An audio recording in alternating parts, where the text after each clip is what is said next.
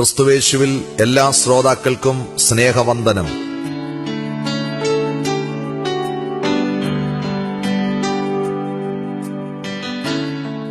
ഇന്നത്തെ നമ്മുടെ ധ്യാനത്തിനായി 2 തീമോഥെയോസിന്റെ ലേഖനം 4-ാം അധ്യായം 16-ാം വാക്യം വായിക്കാം. എന്റെ 1-ാം പ്രതിവാദത്തിൽ ആരും എനിക്ക് തുണ നിന്നില്ല, എല്ലാവരും എന്നെ കൈവിട്ടു, അത് അവർക്കെതിരെ കണക്കിടാതിരിക്കട്ടെ.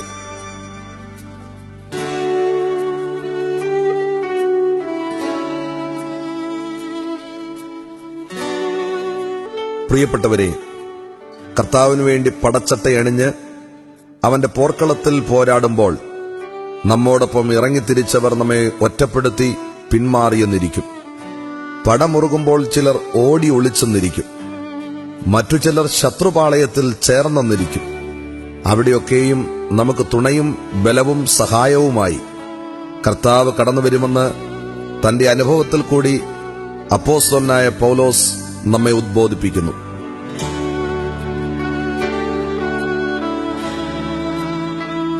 താൻ റോമൻ കാരാഗൃഹത്തിൽ അടയ്ക്കപ്പെട്ടപ്പോഴും തുടർന്ന് വിസ്തരിക്കപ്പെട്ടപ്പോഴും കൂട്ടുവേലക്കാരോ തന്റെ ആത്മീയ മക്കളോ തന്നെ സഹായിക്കുവാനോ ആശ്വസിപ്പിക്കുവാനോ കടന്നു ചെന്നില്ലെന്ന് പൗലോസ് സങ്കടത്തോടെ തന്റെ ആത്മീയ മകനായ തീമോഥെയോസിനെ അറിയിക്കുന്നു.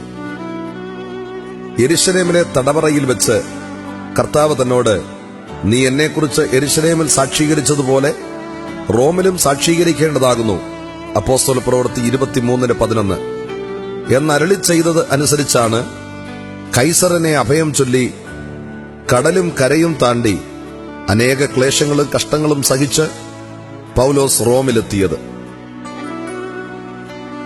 റോമിലെ വിസ്താരത്തിൽ തന്റെ കൂട്ടുവേലക്കാരും സ്നേഹിതനുമെല്ലാം തന്നെ കൈവിട്ട് താൻ ഏകാഗിയായി തീർന്നപ്പോൾ തന്നെ ഓമന പേർ ചൊല്ലി വിളിച്ച കർത്താവ് സഹായിയായി തന്റെ ചാരത്തുണ്ടായിരുന്നു എന്ന് പൗലോസ് സന്തോഷത്തോടെ തന്റെ ആത്മീയ മകനെ അറിയിക്കുന്നു. അതുകൊണ്ടാണ് പൗലോസ് പ്രഖ്യാപിക്കുന്നത്, ഞാൻ ആരെ വിശ്വസിച്ചിരിക്കുന്നു എന്ന് ഞാൻ അറിയുന്നു, എന്നെ ഭരമേൽപ്പിച്ചിരിക്കുന്നത് ആ ദിവസം വരെ കാത്തുസൂക്ഷിക്കുവാൻ അവൻ പ്രാപ്തനാണെന്ന് എനിക്ക് പൂർണ്ണ ബോധ്യമുണ്ട്. 2 തീമോഥെയോസ് 1:12.